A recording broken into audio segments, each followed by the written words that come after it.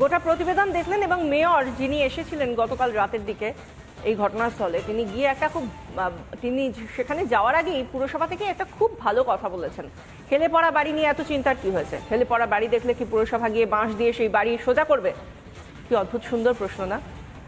যার এই নিয়ে সত্যি কোনো গঠনমূলক কথা বলা দরকার তিনি এই রকম আজব কথা বলছেন, তাহলে মানুষগুলো কোথায় যাবেন? যারা প্রশ্ন করছেন যে এখানে অ্যাম্বুলেন্স রেখে দিন, এখানেই আমরা যদি এখানে বাড়ি ভেঙে যায় তাহলে এখান থেকেই আমাদের সেই অসুস্থ দেহকে বা আহত দেহকে নিয়ে যেতে হবে, কারণ আমাদের যাওয়ার কোনো জায়গা নেই। এই জায়গা থেকে আজকে আমাদের আলোচনা শুরু করব। আমাদের সঙ্গে রয়েছেন ডক্টর তন্ময় মুখার্জি, বিজেপি মুখপাত্র, রয়েছেন আইনজীবী রাধামোহন রায়। আমরা প্রত্যেকেই স্বাগত জানাই এবং প্রথমেই আমি তন্ময় বাবুর কাছে আসবো। তন্ময় বাবু, আপনার মনে হয় না খুব সুন্দর একটা যুক্তি দিয়েছেন ফিরহাদ হাকিম? সত্যিই তো, কি করে তারা সবাই মিলে মেয়র পরিষদ হোক, কাউন্সিলর হোক, এক তো তারা কিছু জানেন না এবং প্রশ্ন করছেন মেয়র যে কি করে তারা জানবেন? এটা কি তাদের জানার কথা যে কেউ কোথায় হেলে যাচ্ছে, কোথায় কিভাবে পাস হচ্ছে বাড়ির প্ল্যান, সেটা কি তাদের জানার কথা? তার মধ্যে তিনি বলছেন বাঁশ দিয়ে কি পুরসভার লোকজন গিয়ে হেলানো বাড়ি সোজা করবে? সত্যিই তো কি সুন্দর যুক্তি দিয়েছেন ফিরহাদ হাকিম। দেখুন, কলকাতা মিউনিসিপ্যালিটিতে কোনো বাড়ি বানাতে গেলে একটাই আইন, সেটা হচ্ছে বিভিন্ন জায়গায় বিভিন্ন লোককে ঘুষ দিতে হবে। যদি সেই ঘুষটা দেওয়া যায়, পয়সা দেওয়া যায়, তাহলে আপনি যেরকমভাবে খুশি কাজ করতে পারেন। আপনাদের মনে থাকবে যে বেশি দিন আগে নয়, মার্চ মাসে গার্ডেন রিচে একটা বাড়ি ভেঙে পড়েছিল। সেখানে শুধু ভেঙে পড়েনি, 12 জনের মানুষের মৃত্যু হয়েছিল। তারপরে এই ফিরহাদ হাকিম বলেছিলেন যে তিনি প্রতিটা ওয়ার্ডে নির্দেশ দেবেন যে এই ধরনের বেআইনি বাড়ি খুঁজে বের করার জন্য এবং ব্যবস্থা নেওয়ার জন্যে। আজকে দেখুন আপনি কামারহাটি, আজ ট্যাংরা, এখানে এই দুটো বাড়ি হচ্ছে নির্মীয়মান বাড়ি, এখনো কনস্ট্রাকশন পুরো শেষ হয়নি। তাহলে এই যে উনি মার্চ মাসে বললেন, তারপরে সেই বাড়িগুলো কিভাবে গজিয়ে উঠছে, কিভাবে কেউ কিছু দেখলো না, কি ব্যবস্থা নিলেন উনি? কিচ্ছু আপনি উত্তর পাবেন না। একটাই উত্তর যে সয়েল টেস্টিং হোক, বিল্ডিং প্ল্যান হোক, সব কিছু পাস হয়ে যাবে যদি পয়সা দেওয়া যায়। আর সেই পয়সার ভাগ পুরসভার ইঞ্জিনিয়ার থেকে শুরু করে কাউন্সিলর থেকে শুরু করে সেই ভাগ পৌঁছে কালীঘাট পর্যন্ত গিয়ে।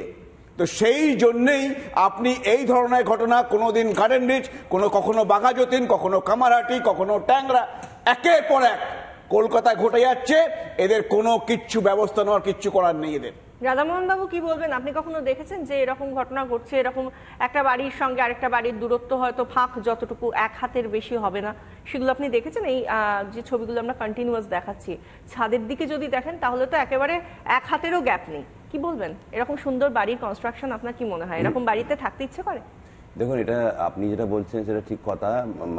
এটা তো ইনটলারেবল, কারাপশনটা ইনটলারেবল। আর আমরা আমি একটু বলতে দিন, আমাকে কাইন্ডলি আনইন্টারপ্রেট বলতে দেবেন, ঠিক আছে? আর এইগুলো দায়ী ইঞ্জিনিয়ারকে নিতে হবে আর প্রমোটারকে নিতে হবে। কিন্তু আমি একটা কথা বলছি, ইউপি ব্রিজ, এক মিনিট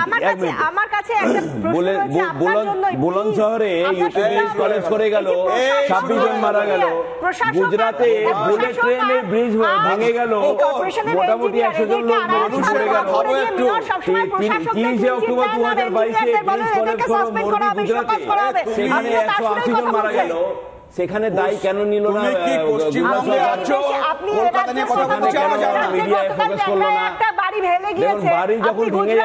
উত্তরপ্রদেশ যাবেন, সারা ভারত ঘুরবেন, তারপর ইন্দোনেশিয়া, মালয়েশিয়া, আমেরিকা, ব্রিটেন, সব জায়গায় যাবেন। আমি জানি না কত দূর গিয়ে আপনি আপনার পাসপোর্ট ভিসা নিয়ে রেখেছেন, কিন্তু আমি একটাই কথা বলতে চাইছি, আমি এখানে দাঁড়িয়ে রয়েছি, আমার পাশের বাড়ির মানুষগুলো যখন ঘর ছাড়া হচ্ছে তখন আমি উত্তরপ্রদেশ, গুজরাট যাব না, আমি আমার ঘরের মানুষগুলোকেই দেখবো। বলুন সে সম্পর্কে।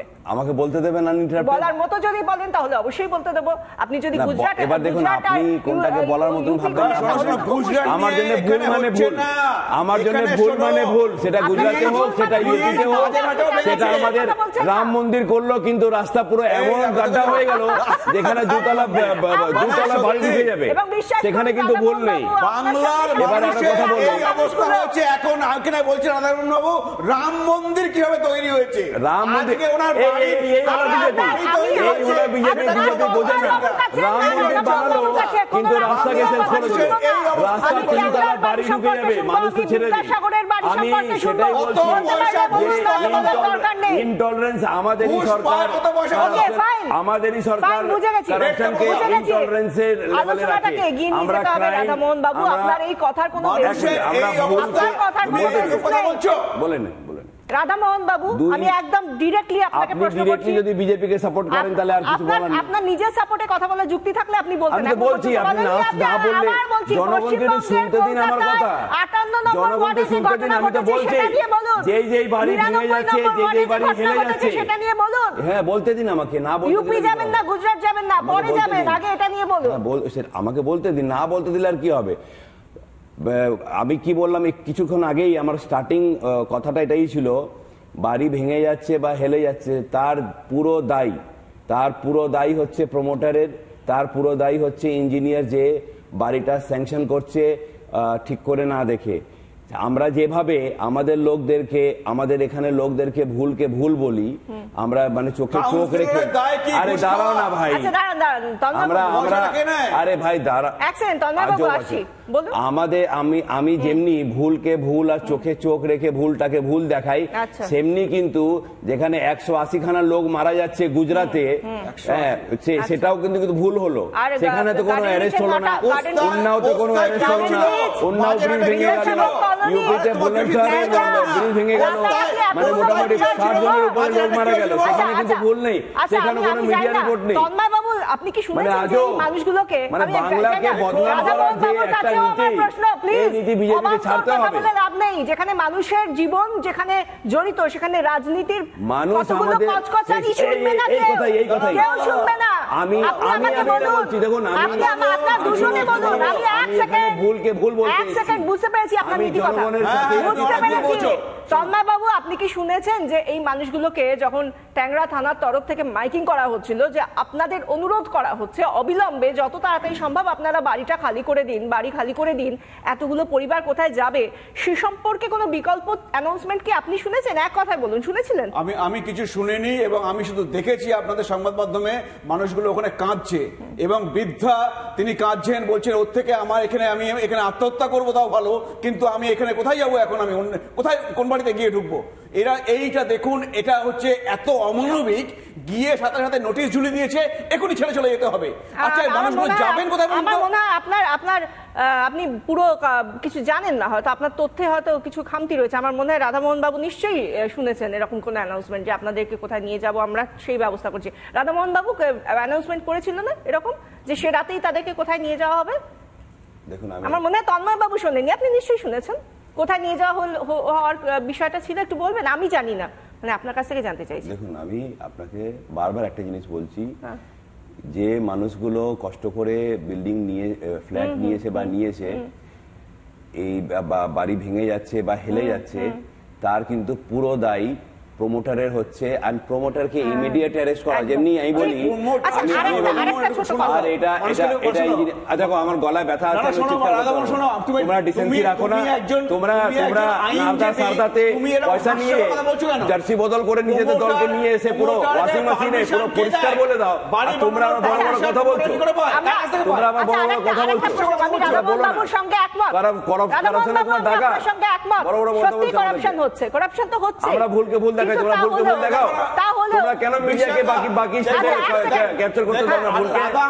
তোমাদের ভুলকে কেন সাদা জলে কথা বলছে, ওর বোধহয় যারা শুনছে তারা হাসছে, কারণ আজকে প্রমোটারকে একটা বাড়ি বানাতে গেলে তার বিভিন্ন জায়গা থেকে মিউনিসিপ্যালিটি থেকে অনুমতি নিতে হয়, সেখানে যদি সয়েল টেস্টিং, বিল্ডিং প্ল্যান সবকিছু করতে হয়, তারপরে সেখানে আমার খুব মনে হয় এই জিনিসটা বলি, সয়েল টেস্টিং এর প্রসেসটা আমি জানতে চাইছি আপনাদের দুজন কাছে, সয়েল টেস্টিং এর প্রসেসটা বলুন তো। সয়েল টেস্টিং তুমি বলো, আমি বলবো। সয়েল টেস্টিং এর রিপোর্ট দেয় জিও ইঞ্জিনিয়ার, মানে কি সিভিল এন্ড কনস্ট্রাকশন ইঞ্জিনিয়ার, তারপরে হচ্ছে সয়েল টেস্টিং এর আন্ডারটেকিং থাকে, তো সেইগুলো করার পরে তারপর বাড়ি তৈরি করতে পারে।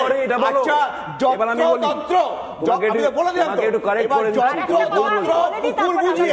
পুকুর বুঝিয়ে বাড়ি তৈরি হলে সয়েল টেস্টিং রিপোর্ট তো বুড়ো আঙুল দেখানো হবে। নানা ধরনের কন্টেন্ট দেখার জন্য লাইক করুন, শেয়ার করুন আমাদের ফেসবুক পেজ, সাবস্ক্রাইব করুন আমাদের ইউটিউব চ্যানেল। পাশাপাশি অন্যান্য ব্রেকিং নিউজের জন্য অবশ্যই চোখ রাখুন রিপাবলিক বাংলায়।